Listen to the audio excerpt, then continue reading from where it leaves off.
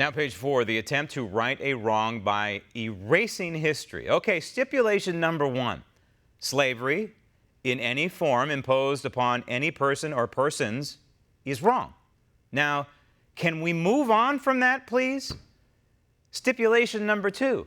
Removing monuments to Americans who did great things does not make stipulation number 1 any better or any different or any less painful about a past moment in U.S. history that ended in the loss of 700,000 American lives, the bloodiest war.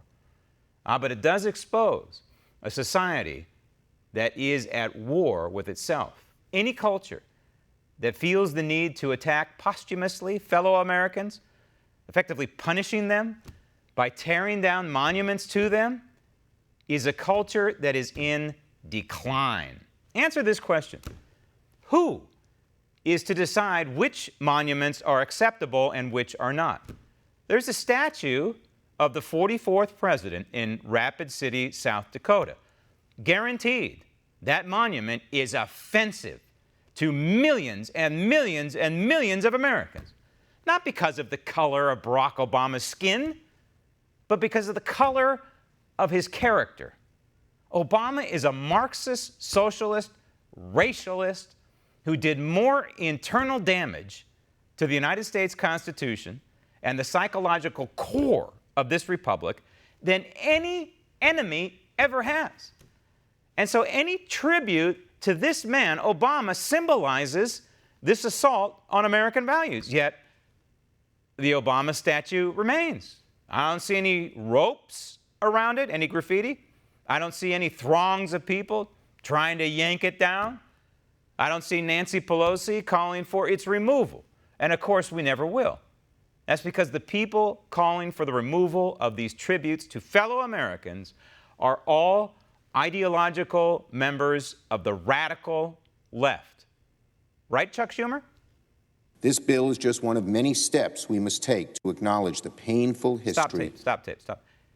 How much acknowledgement do we have to throw at this issue? An issue that I had nothing to do with, an issue that my father had nothing to do with, an issue that my grandfather had nothing to do with, an issue that my great-grandfather had nothing to do with. In fact, my great-grandfather was the first person to come to America. It was around the turn of the century, around 1900, from Italy.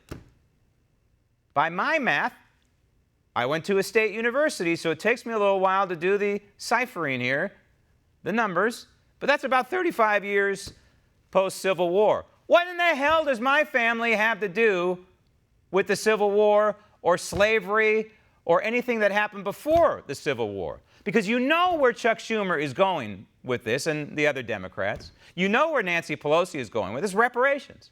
That's going to be the ultimate goal, which is possibly one of the ultimate forms of redistribution of wealth, while at the same time shaming this white guilt that apparently exists on our American landscape right now, while at the same time punishing one class of people, one sector of people, and trying to make another class or sector of people feel better.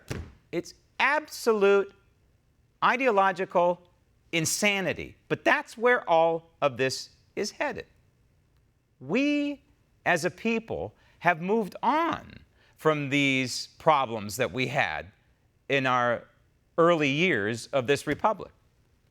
We have fixed it. We had a black president of the United States. Can you imagine asking someone around 1860, 1865 if there would ever be a black president of the United States? They would have said, no way, it's not going to happen. We have repaired much of the damage. We have fixed, we have righted the wrongs. Yet here's Chuck Schumer saying that we haven't. Roll tape. Of America's original sin, slavery. Stop tape. It is not America's original sin, comma, slavery. This guy has no sense of history. Chuck Schumer is Jewish. What about the Israelites? They were enslaved. Want to see more videos like this? Click on the link below and subscribe to One American News on YouTube and call your cable provider and kindly demand that One American News is added to your lineup. Call and subscribe today.